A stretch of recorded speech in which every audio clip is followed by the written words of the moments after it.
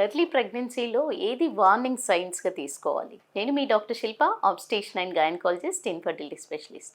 Early pregnancy అంటే మొదటి 3 నెలలు అంటే మోస్ట్‌లీ 2 నెలల వ్యవధిలో ఎప్పుడైతే ప్రెగ్నెన్సీ నిలబడిన తర్వాత ఏది వార్నింగ్ సైన్స్‌గా తీసుకోవాలి? అంటే నిర్లక్ష్యం చేయకుండా ప్రెగ్నెన్సీ పాజిటివ్ రాగానే కొంతమంది ఏంటి రెగ్యులర్‌గా చెకప్‌కి వెళ్ళాలి. గైనకాలజిస్ట్‌ని కన్సల్ట్ అవ్వాలి. అలా కన్సల్ట్ అవ్వకుండా ఇంట్లోనే చూద్దాంలే, నిదానంగా వెళ్దాంలే, స్కాన్ చేస్తారు. స్కాన్‌కి భయపడి కొంతమంది రారు చెకప్‌కి.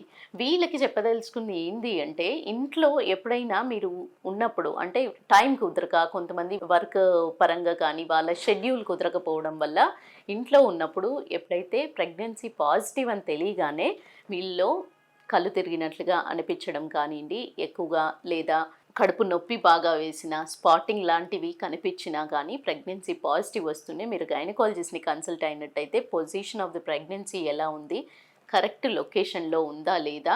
హార్ట్ బీట్ అంటూ ఫార్మ్ అయిందా లేదా? ఇవన్నీ విషయాలు మీరు తెలుసుకోగలుగుతారు. లొకేషన్ ఎంత ఇంపార్టెంట్ అంటే ఒక్కోసారి గర్భసంచి బయట ఉన్నప్పుడు ప్రెగ్నెన్సీ వాళ్ళకి ఎక్కువగా వాంతులతో కూడిన పెయిన్ రావడము లేదా స్పాటింగ్ రూపంలో అంటే బ్లీడింగ్ అనేది కనిపించడం గానీ జరుగుతుంది. సో, వీటన్నిటిని నిర్లక్ష్యం చేయకుండా ఎప్పుడైతే ప్రెగ్నెన్సీ పాజిటివ్ వస్తుందో మీరు స్కాన్‌కి వెళ్ళడం అంతే ముఖ్యమండి.